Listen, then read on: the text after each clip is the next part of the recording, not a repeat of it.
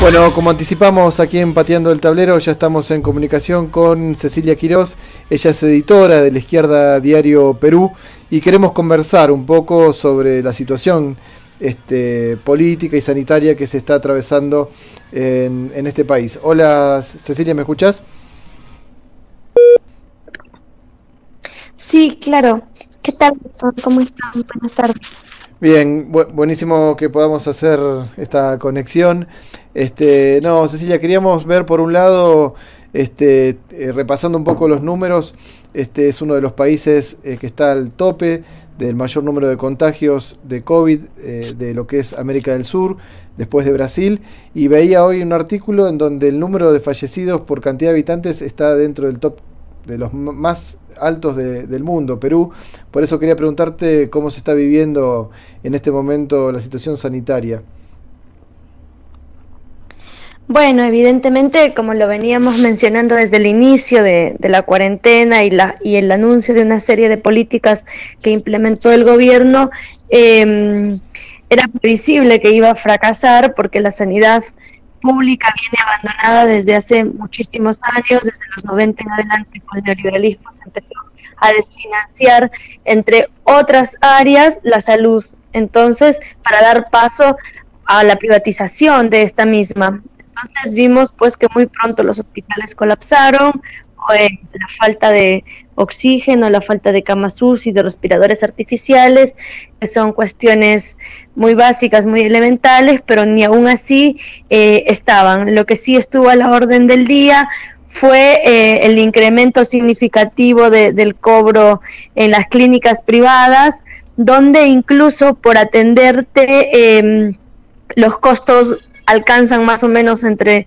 $100,000 por persona. Entonces eso es inalcanzable para los trabajadores y para los sectores populares. Sin embargo, el gobierno, en una medida demagógica, llegó a un acuerdo con estas clínicas para solamente cobrar un promedio de $15,000 por paciente, pero lo que han hecho en las clínicas es inhabilitar la disponibilidad de camas UCI. Entonces ahora, por ese costo tú vas y no hay camas, está todo colapsado. Eso por un lado.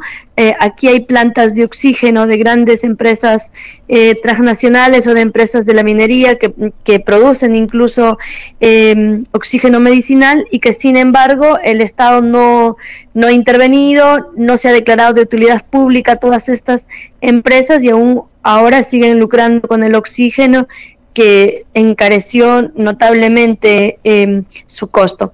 Eso por un lado. Los médicos, las enfermeras, a más de 5 meses del inicio de la cuarentena, aquí por la pandemia, las cifras tú lo has dicho, y las cifras que da el Ministerio de Salud son muy cuestionadas por una serie de entidades internacionales, por los propios profesionales. Hoy los médicos aún están luchando porque no les dan equipos de protección personal, no les dan las mascarillas suficientes, los mandiles suficientes, les dan una mascarilla y tienen que estar días con esa, y si quieren cambiársela, obviamente tienen que ellos mismos comprarse. La tercerización en el sector salud es enorme. Justamente hoy los médicos, hoy y mañana los médicos realizan una huelga en todo el país para exigir mejores condiciones laborales, para exigir más presupuesto para la salud y una serie de cuestiones como el fin al contrato y al subcontrato en este sector tan esencial como es el sector salud. Bueno, tremendo escuchar de tu propio relato la situación a la cual ha conducido los distintos gobiernos al sistema sanitario, pero también las condiciones de vida. Y esto último que mencionás, alentador, ¿no? Lo de los médicos, tomando la decisión de hacerse escuchar. Cecilia, respecto del gobierno del presidente Vizcarra, se puede observar que hace unas semanas se está llamando a un pacto social. Sería entonces, por ejemplo, con los dueños de estas mismas clínicas que vos contabas muy bien cómo están siendo beneficiadas. ¿Con quién sería el pacto social?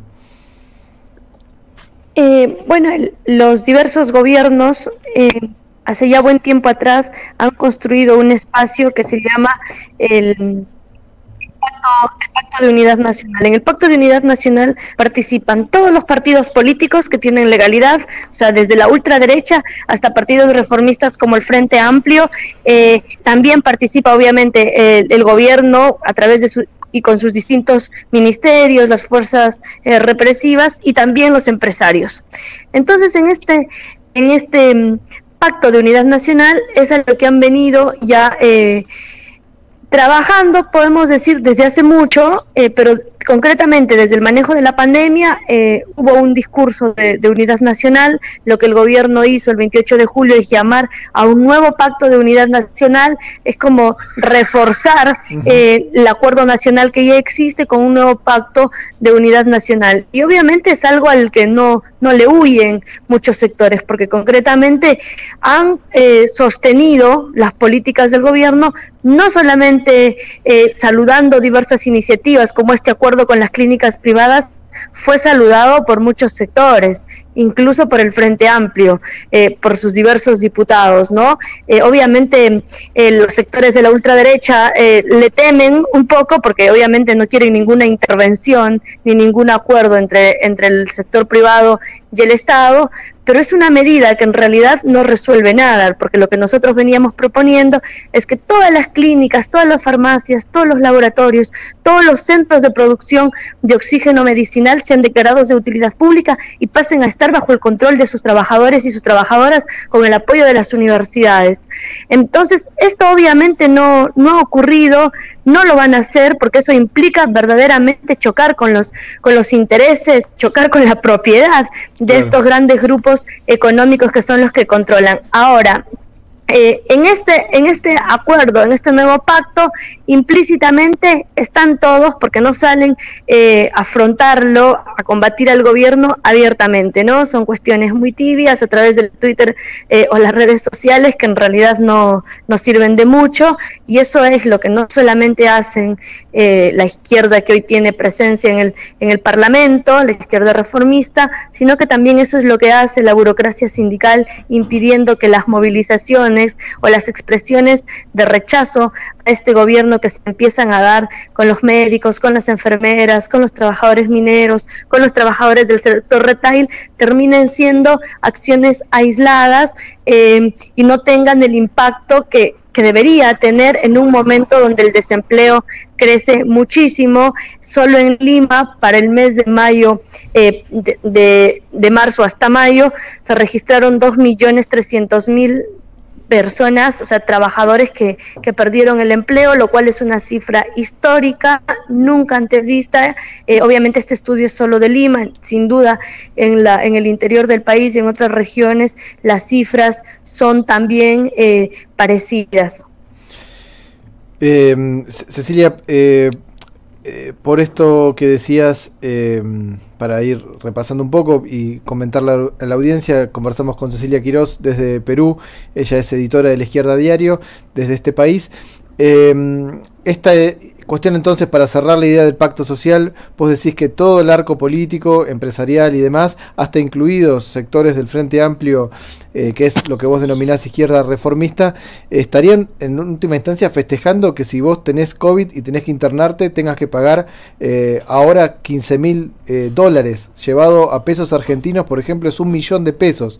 El salario mínimo en Argentina son 16.000, o sea, sería algo imposible. Imagino que para Perú debe ser más o menos lo mismo. O sea, están festejando pagar $15.000 una internación. ¿Eso querés decir?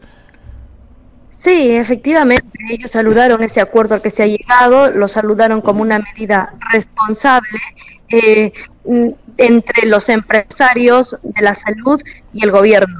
Y no solamente tienen presencia, como decía, apoyando a través de sus congresistas, sino que también tienen concretamente funcionarios de alto nivel hoy en el Ministerio de Salud implementando y dirigiendo las políticas del gobierno. Entonces, lo cual es muy grave, y esto hace obviamente que las luchas de los médicos, de las enfermeras, busquen tratar de desviarlas o busquen tratar de criminalizarlas o de estigmatizar a los médicos, que son los que han estado en la primera línea, trabajando incluso 12 horas, 14 horas diarias, las enfermeras también, es terrible.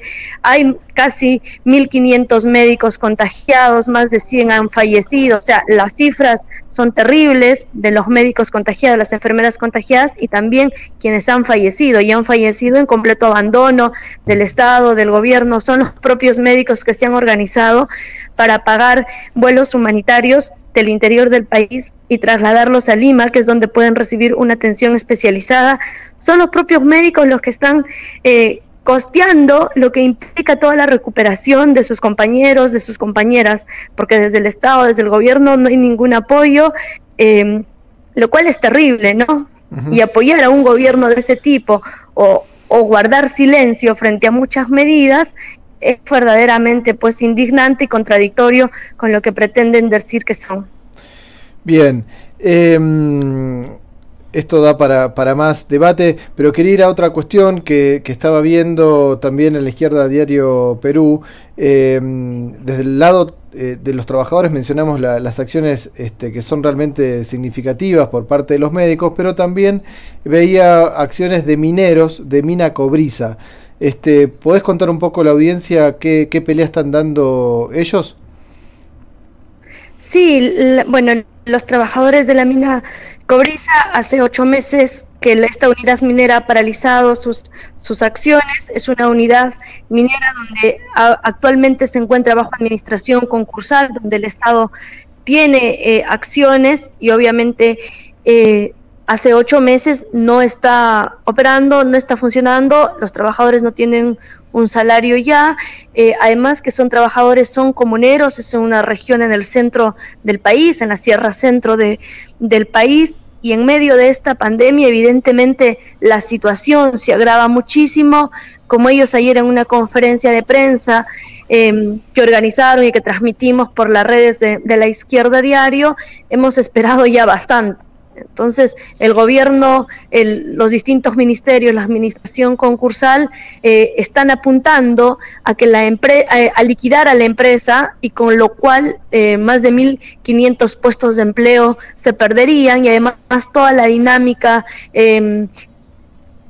que genera alrededor del campamento. Hay 9 comunidades las que están alrededor, comuneros, comuneras, que también están a favor de que la actividad continúe, el proyecto continúe. Entonces los trabajadores han tomado la decisión de entrar a la mina y de empezar a hacerla producir, porque el argumento del Estado y la administración concursal es que no estaría en las condiciones de poder llevar adelante sus operaciones, pero los trabajadores, con apoyo de algunos ingenieros, han evaluado que la mina está en perfectas condiciones de empezar a funcionar. Incluso han levantado las observaciones ambientales que se hizo en su momento, las han levantado, pero sin embargo desde el Estado no hay ninguna respuesta que se reactive esta unidad minera. Entonces los trabajadores nos parece que han tomado una importante decisión de entrar y de hacerla funcionar, y además no están solos, sino que tienen el apoyo de todas las comunidades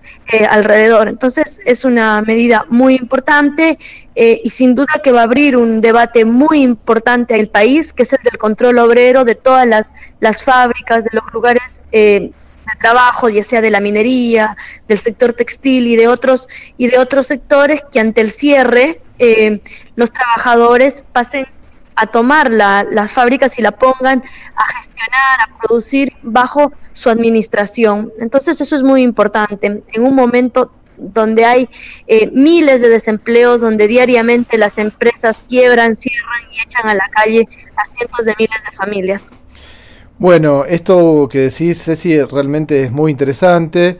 Creo que este aspecto que vos marcás desde el punto de vista de la crisis de esta empresa en particular y la respuesta que no dan ni siquiera tampoco las autoridades de gobierno, pero que están tomando los mineros, sus familias y las comunidades, puede ser un ejemplo a proyectarse hacia otros lugares que están seguramente tomando decisiones parecidas a los patrones, como también ha sucedido en Argentina en la última gran crisis, y como también ha empezado a suceder alrededor de esta pandemia y los momentos previos, con empresas también que han comenzado a hacer ser ocupadas y puestas a producir por sus trabajadores.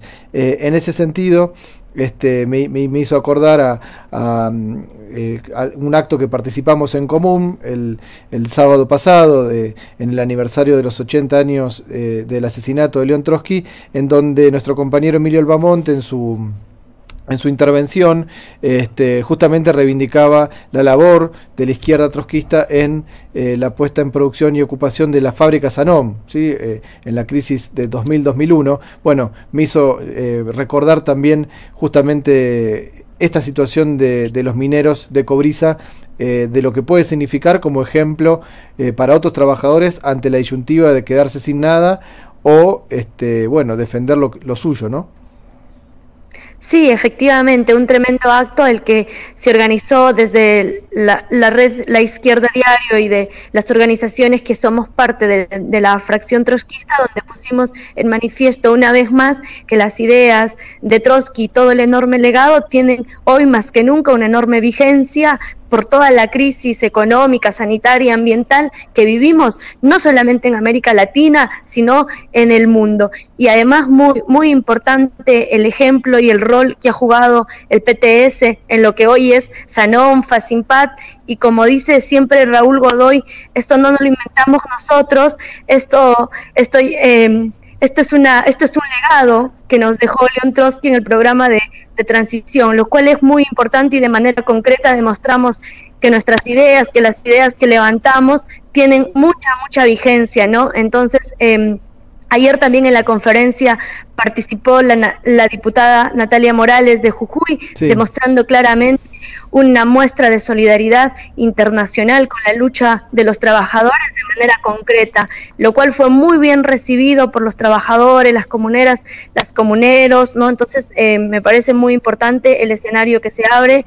Como digo, esto sería un ejemplo para muchas otras fábricas, para muchos otros centros de trabajo de distintas áreas que pretendan cerrar porque supuestamente están en quiebra, porque en realidad no lo están. Y por eso también exigimos que se abran los libros de contabilidad de estas empresas para así demostrar que lo que dicen es mentira y que si quieren cerrar sus fábricas en este momento es por el hecho de dejarnos en la calle, porque es la oportunidad perfecta para eliminar los derechos que han conquistado los trabajadores y quizá después cuando pase esto volverlo a abrir o cambiar de rubro, porque eso es lo que están haciendo muchas empresas aquí, están cerrando porque supuestamente están quebrando y que muy pronto los vemos invertir en otros rubros, entonces lo cual es terrible.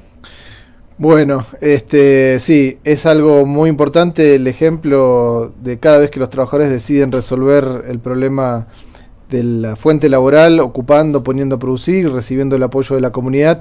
Por eso, nada, aprovechamos, Cecilia, para dar también desde aquí nuestro apoyo y estar disponibles para difundir toda esta experiencia que acabas de contar.